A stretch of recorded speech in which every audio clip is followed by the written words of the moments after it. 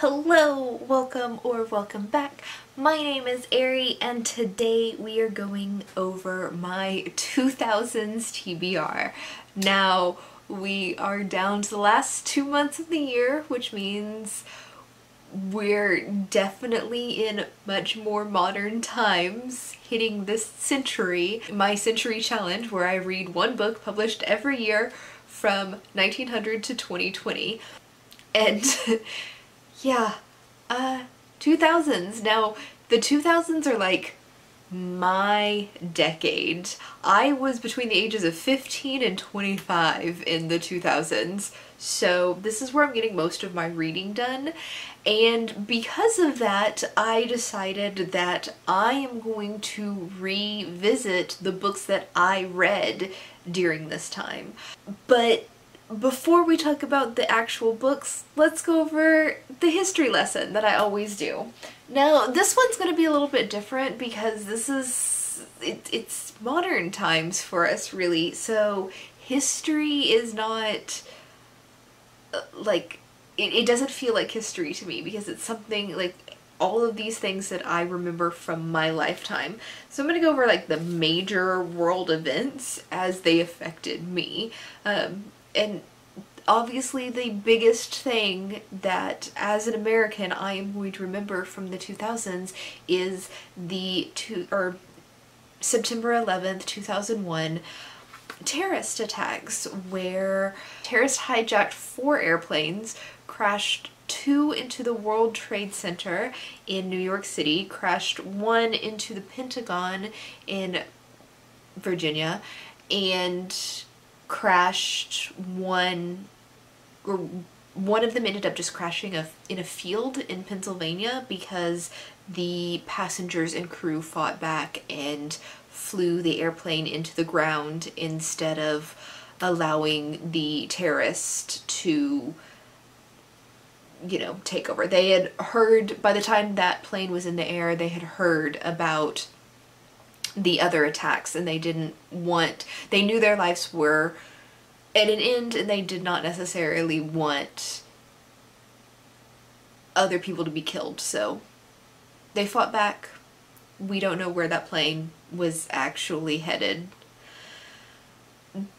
Earlier this year I did read a story called The Only Plane in the Sky, which was about the September 11th attacks. That is the saddest book I have ever read in my entire life, so if you want to just cry a lot, I recommend that book. Or if you want to learn more about 9/11 from people who actually experienced it, read that book. You're gonna cry a lot. I was crying so much I was dehydrated.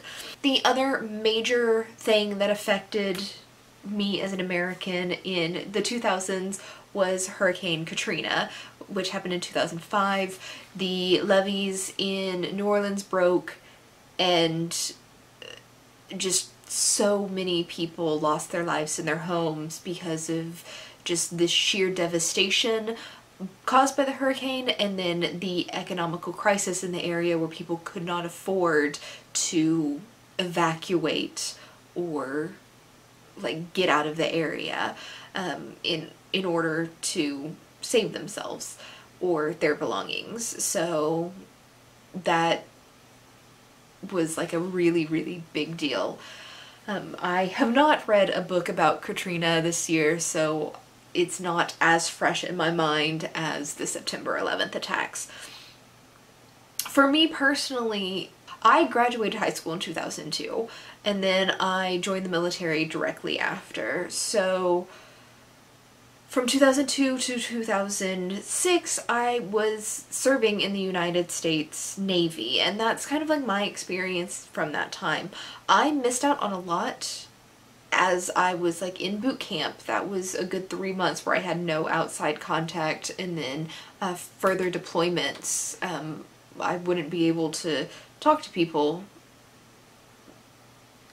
because technology wasn't as great in 2000, you know, 4, 5, 6 as it is now.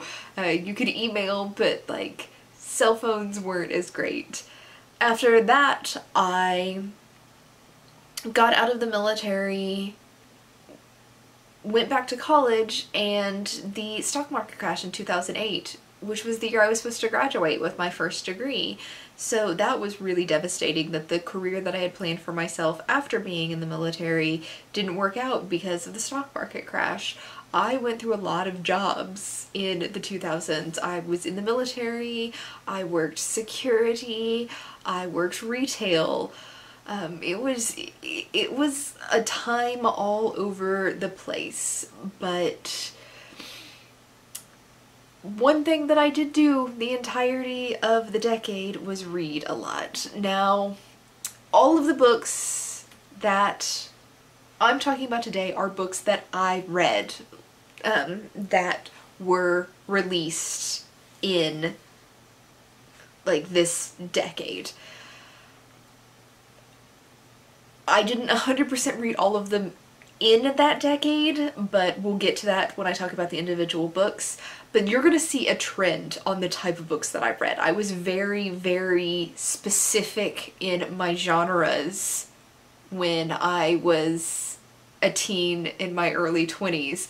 And those two genres, which are the only two genres you're getting, are fantasy and sci-fi, but only dystopian sci-fi. Like, there are 6 books that are fantasy here and 4 books that are dystopian. I didn't read anything else. So, now, not all of these books are necessarily like my favorite books. I did have to align by publication year since I'm reading one book published every year. And some of them I honestly just don't remember, but they were on my bookshelves, so hey, they work. It's by publication year. I know I've read them before. Do I remember them? Who knows? We're gonna find out. Starting off for 2001 is Kashils Dart by Jacqueline Carey. Now, I do know that I really, really love this series. I have this rose, if you could see right here, I have this tattooed on my foot as well as a quote from the book, so I know that I'd love this series. This is a fantasy series that takes place in a fantasy world that is scarily similar to Europe, and the country that this takes place in, I think it's called Tir d'Ange, is France. It's not really France, but it's very French. Now, this is smut because the religion in this fantasy universe, fantasy France, is based on sex, and their prayer, I guess, their religious quote is "love as thou wilt," which means love who you want, how you want, as long as it's consensual. And priests and priestesses in this universe are prostitutes, but prostitution is not treated like prostitution in our world is. Like, you are worshiping your god by or through your prostitution. Like, you choose to do this. This is a happy, happy thing. The main character, Phaedre, who is this girl right here, is pricked by Kashils Dart, which means she's got like a black dot in her eye, and it is blessed by the god Kashil. And this blessing is kind of a curse because she takes pleasure from intense pain, and she can heal very, very well in order to take pleasure from this intense pain. And this book and the series kind of follows her and her life as a escort, prostitute, and even as like a diplomat in dealing with her curse slash god gift. It's a thicker one. I'm torturing myself with the books these years. This is 800, or no, I'm sorry, 901 pages. We got a lot of really long books this month. Next up for 1992 is a book that's kind of a stand-in for a type of book that I read a lot as a teenager. I really enjoyed Forgotten Realm novels, which are novels based in the Dungeons and Dragons universe. Now, I wanted to put a Forgotten Realm novel on this TBR, but I kind of needed to fit it in where I wasn't reading other books, and the only book that I could find was a book published in 92, and this isn't necessarily one of my favorites. It's just a Forgotten Realm novel because I wanted to read a Forgotten Realm novel, and that is Disillusion by Richard Lee Byers. This is the first book in the War of the Spider Queen. This is a 6-part series based off of an event that was imagined by R.A. Salvatore but written by other authors. This takes place in the, like, one of the Drow cities, which I can't remember the name of, like Minzo Benera or something like that, where Dritz was born. Dritz being probably the most famous Forgotten Realms character. It's tied between Dritz and Elminster, but Drow City, I don't remember why there's a war with the Spider Queen, but Loth, the Spider Queen, goddess of, or a Drow goddess, it's her city, it's her story. I really don't remember what this is about, but I like Drow, I like Loth. Drow society is very interesting because women have all the power, but they're also evil. Like, just straight up evil. There's no good, they're evil, but it's a matriarchal society. Kind of like a Black Widow spider. Whatever, I love Forgotten Realms. I'm looking forward to reading this. Next up, we're getting into dystopian, and this is the book that I was kind of talking about where I know I didn't actually read this during the decade. I ended up reading this in college for my English degree, but I really liked it, and I really want to reread it, and that is Oryx and Crake by Margaret Atwood. Now, Margaret Atwood wrote The Handmaid's Tale. That's what she's really well known for. This is a completely different type of dystopian novel by her about two men and a woman that are kind of in a love triangle and the end of the world. And maybe they brought about the end of the world, but did they? Yeah. It's interesting, dystopian, about kind of mad scientist-y, I guess is the best way to describe that. I don't remember much about it, even though this is probably the most recent book that I've read out of everything in here. But I'm looking forward to rereading it. Very excited. Alright, next up is again a fantasy book that I don't really remember a whole lot about, but it's from an author that I knew I loved reading everything that she released, and that is The Dark Mirror by Juliette Marillier? I'm not entirely sure how to pronounce her last name, if it's French or if we actually say the R. But this is book one of the Breedy Chronicles. It is Gaelic, and I do not Gaelic well. Pronouncing any word in Gaelic is just not my forte. But this is like very Irish, Scottish, fairy, fantasy type historical fantasy. And this is about a very powerful druid named Breedy and the young changeling girl that he finds in the woods as a small child. And that's all I remember about it. But I know it's like Irish fairy tale thing.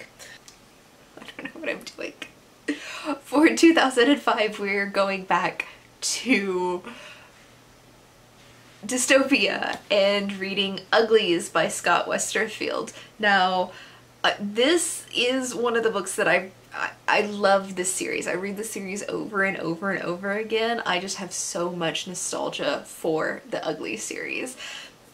And it's young adult dystopia. It is about a society where at age 16 you go through surgery and become beautiful. And before you go through the surgery, everybody's an ugly because you look normal. And then at 16, when you go through surgery, you're, you know, it's plastic surgery. Like, you become a perfect looking person, so genetically no one is going to be as pretty as a pretty before you go through the surgery, so you're considered ugly, even though you probably look completely fucking normal, and it's just, you know, a commentary on society's standards of beauty. Like I said, I love this series. I'm gonna enjoy reading this because I already know I love it. I reread this like every other year anyway. It's a very quick read. I need that with the crazy length of the books that I have put together so far. What am I doing to myself this month? Next up for 2006, we're going back to fantasy, and we're gonna hit the first book in the Gentleman Bastards series, The Lies of Loch Lamora by Scott Ledge. Now, this is just a fun, hilarious, like, thieves type of series where we follow Loch Lamora and his gentleman bastards, which are a group of young orphans who are raised to be con men as they con rich people out of their, you know, money. Yeah, it's a book about fantasy con men, and it's hilarious. And I've got nothing else. I got nothing else.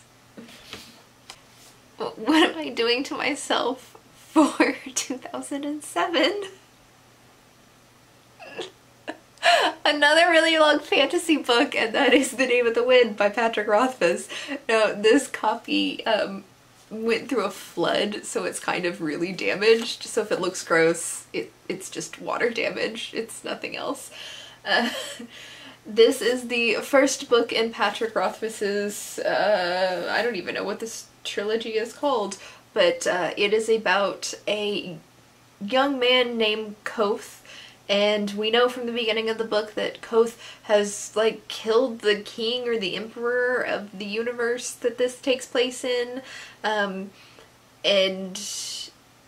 a bunch of bad shit's happening. And a historian or a biographer has basically traveled to find adult Koth and get his story of his life directly from him, because most of it is, like, myth and legend and tall tales and shit like that.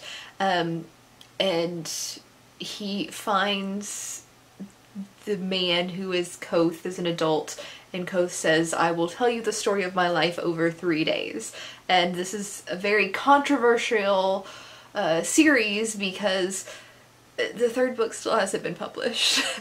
There is no way to fit this entire, like, everything we need in the story in 3 books. And so Patrick Rothfuss just has never come out with the third book that's supposed to be the third day.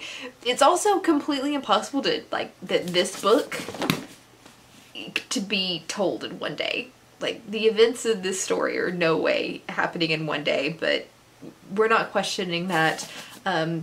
This is a fantastic fantasy story, getting past the fact that we're probably never going to get the third book. Like, I don't care. I've got enough other books to read. I don't need the third book in this series. The first book is still really, really fantastic, and it's been a long time since I reread it. So why not reread it now? Alright, 2008. If you don't know what I'm reading for 2008, you have not been paying attention, because one of the most popular, most well-known dystopian series in existence, released its first book in 2008, and that is The Hunger Games by Susan Collins. This is the story of Katniss Everdeen and her dystopian world where once a year 2 children ages like 12 to 18, I think, are chosen to compete in a like arena battle to the death. 2 children from each of the 12 districts is like a punishment for them for the districts revolting like 74 years ago. I think this is the 74th Hunger Games is when this takes place. And yeah, it's dark, there's children murdering each other, everybody basically knows what the Hunger Games is about, so we'll just move on to the next book. In the next book, because I have a problem and can't stop reading really long fantasies, is Warbreaker by Brandon Sanderson.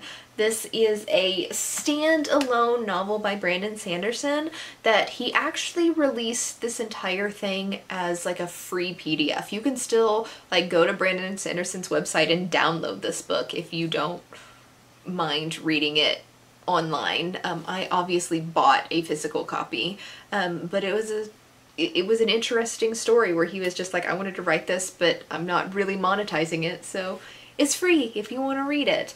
This is a fantasy story in Brandon's Cosmere that's basically about magic that has to do with color. I really strangely don't remember a whole lot about this, but I don't think I've read it since 2009. So that's probably why I kind of forgot a whole lot about this. Anyway, I love everything Brandon Sanderson, and even though this is really thick, I can read Sanderson really quick. Like, I've read The Way of Kings and World of Radiance in 3 days between the 2 books, and those are both over 1,000 pages each. So I think I can plow through this one really quickly, even though it's a thick fantasy. This one is very important to try to read before you read the rest of the Cosmere books, because there are a lot of crossovers from characters in this book that make guest appearances in other Cosmere novels, so tying the whole universe together.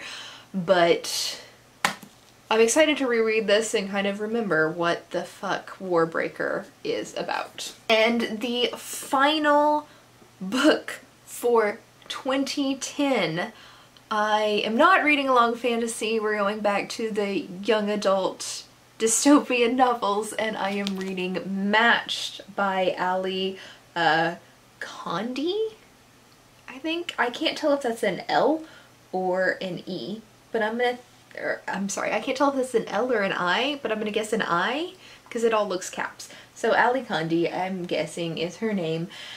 This, again, a dystopian novel, where in this universe, when you become of an age to get married, the computer matches you with your perfect match. It basically, you go to a ceremony and then you see on screen the person that you were destined to marry, because the computer's figured out exactly the perfect match for you. And then from there you get information on your match's life, and then you can like phone date them for a year, and then you get to meet them in person, and then eventually you're gonna fall in love and have your own babies, and it's a perfect utopian universe. And the main character, whose name I don't remember because it's been a very long time that I read this, basically goes to her ceremony, and 2 men's faces flash quickly on the screen, and she's got a huge panic because it's like, you're not supposed to be matched with 2 people, you're only supposed to be matched with 1. who the fuck is this other guy that she's suddenly matched with? So you've got like the general love triangle trope of YA dystopian. I really think, oh my god, every single one of these has a love triangle. Because you've got the love triangle in this one. This has a love triangle between Gale and Peta. Uglies has... yeah, the love triangle happens in this series. I just don't think it happens... no, it does happen in this book, but it's the different love triangle. You've got the main Tally is the main girl, and then there's a love triangle between Tally, Tally's best friend, and then the guy. And then later on you get like a love triangle between like another guy that Tally's in love with, and then the guy from the first book and Tally. But yeah, there's a love triangle in this. There's a lot of love triangles in the series. And then the world ends in this one because of a love triangle. This is amazing. We have love triangles in all 4 of my dystopian novels. I didn't even think about that until now, but that makes me so happy because I fucking hate love triangles. But I don't know if the love triangles are done well in these books, but they're all really, really good books that involve love triangles that you can at least ignore the love triangles to enjoy the rest of the books. But anyway, that is my TBR for the 2000s. Let me know if you've read any of these books, what you think about them. I'm hoping it's a good reading month because I know I've read all of these books before and I think I liked all of them. So, I mean, I at least kept the books, like I owned all of these already. So there's something, it says something about them that I should like them, especially since I remember the plot of most of them. That should help a lot with the fact that I like them, right? Right? Let me know what you think about this down in the comments below, and I'll catch you in the next video. Bye!